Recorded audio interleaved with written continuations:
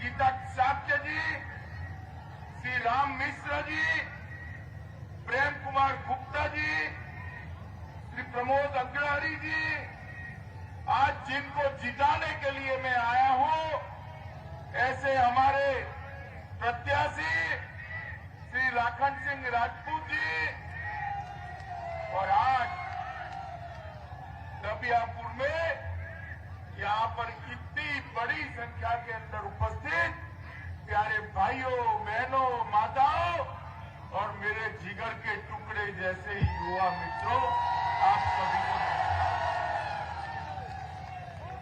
ये ईश्वर जो खड़े हैं, ये सारे लोग अंदर आ जाइए भाई, सिक्योरिटी अंदर आ जाने दो, यहां तो बैरिकेडिंग है, अंदर आ जाओ, चलो चलो चलो चलो जल्दी, धीरे धीरे धीरे। पुलिस के मित्रों को अंदर आ जाने दो, अरे रोको मत भाई, धीरे धीरे अंदर आ जाओ, सभी लोग आगे आ जाओ, चलो।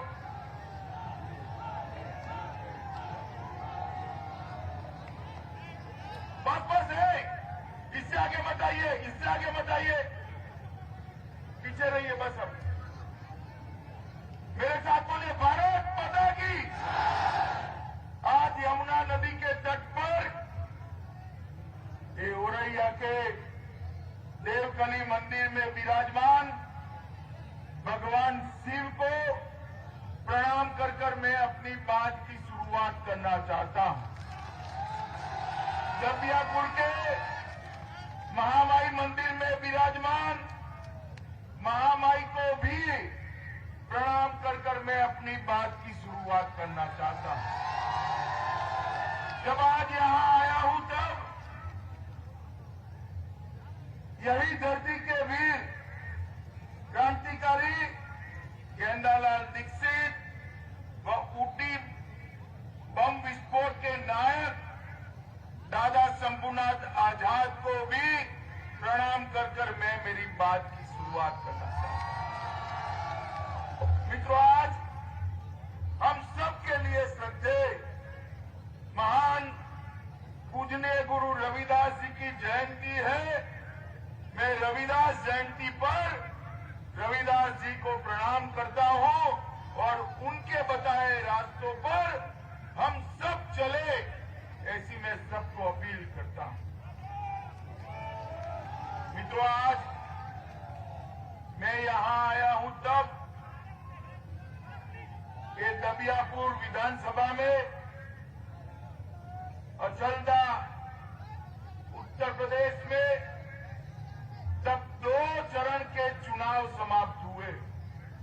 आप लोगों को जानना है 2 चरण के चुनाव में क्या होने वाला है, जानना है क्या?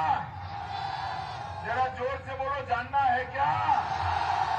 पहले और दूसरे चरण में समाजवादी पार्टी और बसपा का सुपड़ा साफ और भारतीय जनता पार्टी तेजी के साथ 300 सीटों की ओर बढ़ रही है। मित्रों, तेजी के साथ। और आज जब तीसरे चरण के प्रचार के लिए मैं आया हूं, लाखन सिंह जी को जिताने की अपील करने के लिए मैं आया हूं, तब मैं आप सभी को कहता हूं कि फिर से एक बार प्रचंड बहुमत के साथ भारतीय जनता पार्टी की सरकार बनने वाली है। यही यूपी ने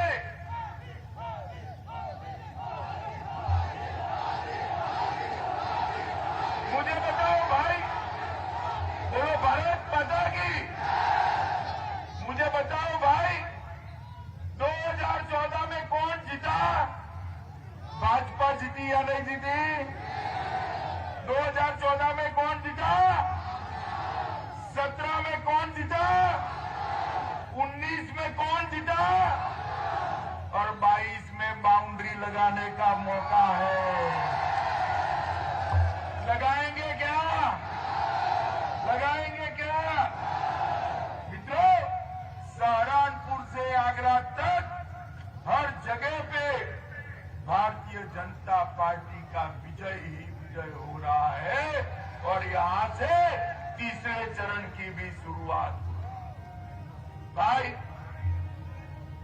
सभी लोग मुझे बताओ कितने लोगों ने वैक्सीन लिया है, हाथ ऊपर करो तो। सबने लिया ना। जब वैक्सीन मोदी जी लेकर आए तो ये अखिलेश बाबू कहते थे ये तो मोदी वैक्सीन है, मत लीजिएगा। 15-20 दिन तो इधर उधर घूमते रहे, ट्वीट करते रहे, फिर उन्होंने खुद लगा लिया डरकर। मगर एक बात मुझे बताओ माताओं, भाइयों, बहनों, अगर मोदी जी ने 130 करोड़ लोगों को और यूपी के 22 करोड़ लोगों को वैक्सीन न दिया होता तो आज हम तीसरी लहर में सुरक्षित होते क्या? होते क्या? जोर से बोलो, होते क्या? मोदी जी ने 130 करोड़ लोगों को वैक्सीन देकर देश की जनता को सुरक्षित करने का काम भारतीय जनता पार्टी के नेता नरेंद्र मोदी। इतना ही नहीं, नरेंद्र मोदी जी ने, बोलो भारत माता की, इतना ही नहीं, नरेंद्र मोदी जी ने जब कोरोना आया पूरी दुनिया में ये सवाल था कि लोगों की रोजी रोटी बिखर गई, लॉकडाउन हो गया, ऑटो नहीं चलती है, रेहड़ी पटरी नहीं चलती है, कल कारखाने बंद हो गए, मजदूरी बंद हो गई, गरीब क्या खाए? मित्रों, मोदी जी ने देश के 80 करोड़ गरीबों को और यूपी के 15 करोड़ गरीबों को 2 साल तक 5 किलो अनाज मुफ्त में देने का काम नरेंद्र मोदी जी ने। और हमारे मुख्यमंत्री योगी आदित्यनाथ जी ने गेहूं के साथ साथ तेल और नमक और दलहन देने का काम कर गरीब के घर का चूल्हा चालू रखा है। मित्रों, चालू रखा है। ये जो अखिलेश है, उन्होंने अपनी पार्टी का नाम तो समाजवादी पार्टी रखा है। मगर मैं पूछना चाहता हूं अखिलेश बाबू, सपा बसपा, बसपा सपा, बुआ भतीजा 15 साल तक सरकार चलाई या नहीं चलाई? 15 साल तक किसी के घर में गैस का सिलेंडर पहुंचा है क्या? ऐसा नहीं भी, जोर से बोलो, पहुंचा है क्या? भारतीय जनता पार्टी की सरकार बनाई, नरेंद्र मोदी जी ने यूपी की 1,67,00,000 माताओं को गैस का चूल्हा और सिलेंडर देने का काम नरेंद्र मोदी। और हमने तय किया है 1,67,00,000 माताओं को जो गैस का चूल्हा और सिलेंडर दिया है, सभी को होली और दिवाली पर एक गैस का सिलेंडर भी फ्री ऑफ कॉस्ट देने का काम भारतीय। 20 तारीख को होली है, 10 तारीख को काउंटिंग है, 10 को भाजपा सरकार बना दीजिए, 20 तारीख को गैस का सिलेंडर आपके घर पर आ जाए। मित्रों, 70 साल तक ये कांग्रेस पार्टी ने शासन किया, गरीब के घर में, अरे सुनो भाई, गरीब के घर में शौचालय था? बताओ भाई, था? मोदी जी को आपने प्रधानमंत्री बनाया, 2,61,00,000 लोगों के घर में शौचालय बनाने का काम नरेंद्र मोदी जी ने किया। मित्रों, नरेंद्र मोदी जी 1,41,00,000 गरीबों के घर में बिजली भेजने का काम किया। मित्रों, आज मैं पूछना आया हूं डबियापुर वालों को, अखिलेश बाबू के शासन में बिजली रानी कभी 24 घंटा आपके घर में आती थी क्या? अरे इस और बोलो भाई, आती थी क्या? अब योगी आदित्यनाथ के शासन में शहरों में 24 घंटा, गांव में 22 घंटे से 24 घंटा बिजली पहुंचना शुरू हो गई। मित्रों, आज मैं जब यहां आया हूं तब गरीबों को घर देने के लिए मोदी जी ने उत्तर प्रदेश में 82 लाख से ज्यादा गरीबों के घर बनाने का काम किया। 2,54,00,000 किसानों को प्रति साल 6,000 रुपया, मतलब 37,500 करोड़ रुपया सीधा इनके बैंक अकाउंट में डालने का काम भारतीय जनता पार्टी की सरकार। 15 करोड़ गरीबों को 5 लाख का पूरा स्वास्थ्य का खर्चा आज नरेंद्र मोदी सरकार उठा रही है। मित्रों, गरीब के बंदा, आज गरीब के घर में गरीब मां का बेटा बेटी बच्चा बीमार हो जाए तो वो असहाय नहीं है। मोदी जी का कार्ड है, 5 लाख रुपया इसको अस्पताल में सीधा जमा हो जाता है। मित्रों, ये काम भारतीय जनता पार्टी की सरकार है।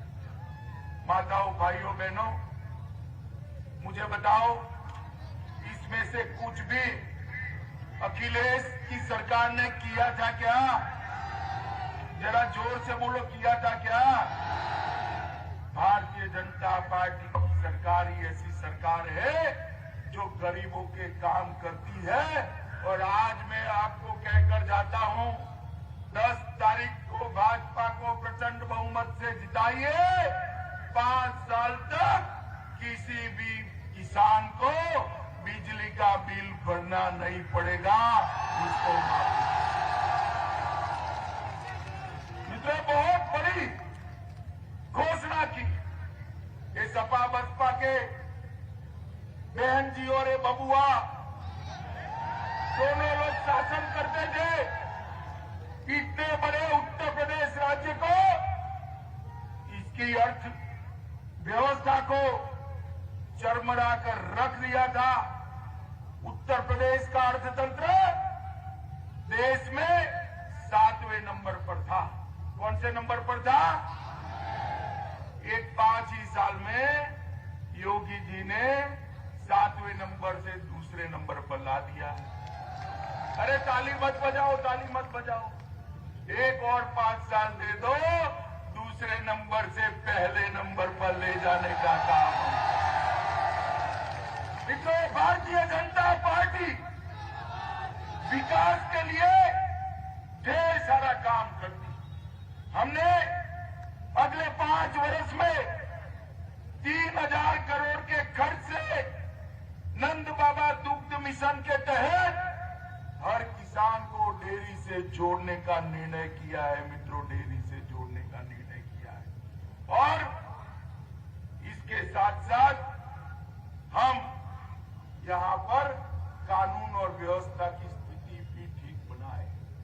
मुझे बताओ आप जरा, कहीं पर भी कोई माफिया आपको परेशान कर सकता है क्या? आपकी जमीन कब्जा सकता है क्या? माताओं बहनों के सम्मान के साथ खिलवाड़ कर सकता है क्या? योगी जी ने यूपी से माफियाओं का पलायन करने का काम कर दिया है। और मित्रों, ये अखिलेश कहते हैं कि क्या हुआ है? अरे अखिलेश बाबू, जिसका चश्मा ही पीला हो ना, उसको सब पीला ही दिखाई पड़ता। मगर मैं आज इस सभा में कहकर जाता हूं, आप आओ यहां तो उसका जवाब देना मुझे मालूम है आप आओगे नहीं, परंतु आओ तो जवाब देना। आपके 5 साल में जो डकैती का संख्या था, उसको योगी जी ने 72% पर कम करने का काम योगी आदित्यनाथ। लूट में 62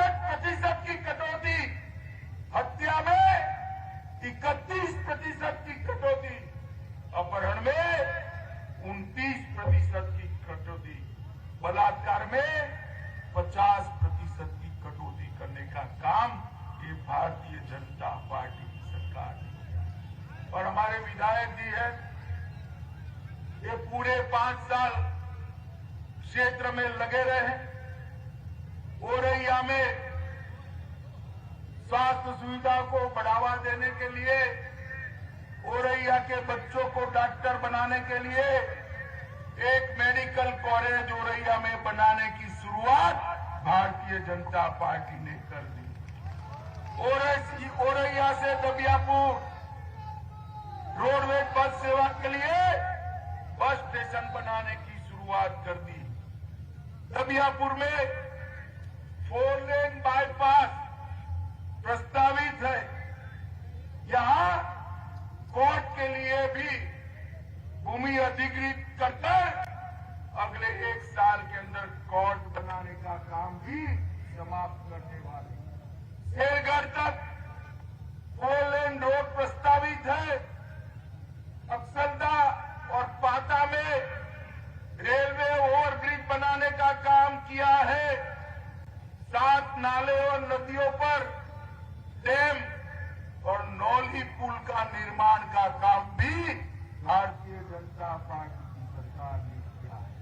और इस जनपद के अंदर 4 ऑक्सीजन प्लांट लगाए हैं और एक ही जनपद में 5 ही साल में 220 पंचायत भवन का निर्माण हुआ। मैं तो हमारे लोगों को बधाई देना चाहता हूं भाई, इतना तो मैं मेरी विधानसभा में भी नहीं कर सकता था, इतना हमारा विधायक। हाल ही में बिना रिफाइनरी से पनकी कानपुर तक, पीओएल टर्मिनल तक मल्टी प्रोडक्ट पाइपलाइन डालने का काम हमने किया है। और ये जो हमारा बिठूर है, नाना साहब पेशवा का जो स्थान है, वहां पर डिफेंस कॉरिडोर बनाने का काम हमने किया है। मित्रों आपको मालूम है, अखिलेश की सरकार थी जब उत्तर प्रदेश के अंदर गोलियां और छर्रा बन। अरे सुनो, देख लिया सुनो। उत्तर प्रदेश में जब अखिलेश की सरकार थी, यहां कट्टे और छर्रे बनते थे या नहीं बनते थे? अब भारतीय जनता पार्टी की सरकार आई है, यहां गोली की जगह गोले बनने लगे हैं जो पाकिस्तान पर चलने वाले हैं। ये परिवर्तन 5 साल के अंदर भारतीय जनता पार्टी की सरकार ने किया है। मित्रों, शिक्षा के अंदर 10 नए अंतर्राष्ट्रीय यूनिवर्सिटी बनाए गए, 51 नए कॉलेज और 80 कॉलेजों को बिल्डिंग बनाए गए, 40 मेडिकल कॉलेज बनाए गए, 28 इंजीनियरिंग कॉलेज बनाए गए, 26 पॉलिटेक्निक कॉलेज बनाए गए और 771 कस्तूरबा गांधी विद्यालय बनाए गए। माताओं, भाइयों, बहनों, ये सब तो किया ही। बोनस में मोदी जी ने देश को सुरक्षित करने का काम किया है। मित्रों, सुरक्षित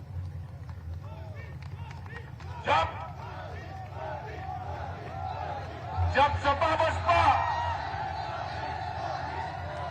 बोलो भारत माता की, जब सपा बसपा के समर्थन से सोनिया मनमोहन की सरकार चलती थी, तब पाकिस्तान से आलिया, मालिया, जमालिया भारत में घुस जाते थे। हमारे जवानों के सर काट कर ले जाते थे और मौनी बाबा मनमोहन सिंह के मुंह पर उफ नहीं होता है। पुलवामा में हमला किया, उरी में हमला किया, 10 ही दिन में मोदी जी ने पाकिस्तान के घर में घुसकर सर्जिकल स्ट्राइक और एयर स्ट्राइक कर आतंकवादियों का खात्मा बुलाने का काम करे और पूरी दुनिया में एक संदेश भेजा कि भारत की सीमा और भारत की सेना उसके सामने आंख उठाकर देख नहीं सकते, वरना दंडित किए जाते हैं, दंडित किए जाते हैं। मित्रों, इतने सारे युवा बैठे हैं मेरे साथ, मुझे बताओ भाई, कश्मीर भारत का अभिन्न अंग है या नहीं है? इस और बताओ भाई, है या नहीं है? ये धारा 370 हटनी चाहिए थी या नहीं हटनी चाहिए थी? मोदी जी को आपने प्रधानमंत्री बनाया, 5 अगस्त 2019 को धारा 370 हटाने का बिल पार्लियामेंट में आया। एक सपा, बसपा, कांग्रेस तीनों इकट्ठा होकर इसका विरोध करते थे। विरोध मेरे सामने बैठकर अखिलेश बाबू बोले हैं कि गृह मंत्री जी, देश में खून की नदियां बह जाएगी अगर धारा 370 को हटाए। अरे अखिलेश बाबू, किसको डराते हो? किसको डराते हो? खून की नदियां छोड़िए, खून की नदियां छोड़िए, किसी की कंकर डालने की भी हिम्मत नहीं हुई। धारा 370 समाप्त कर दी। मोदी जी ने कश्मीर को हमेशा के लिए भारत के साथ जोड़ने का काम किया है। माताओं, भाइयों, बहनों, ये 2022 का चुनाव मोदी जी के हाथ मजबूत करने का चुनाव, योगी जी को फिर से मुख्यमंत्री बनाने का चुनाव। क्या कमल के निशान पर बटन दबाओगे? हमारे प्रत्याशियों को फिर से एमएलए बनाओगे और 300 पार कराओगे? तो मेरे साथ दोनों हाथ उठाइए, उठाइए दोनों हाथ, इस और भी उठाए सभी लोग। 300 पार के विश्वास की मुट्ठी बींचे और प्रचंड आवाज से बोलिए, भारत माता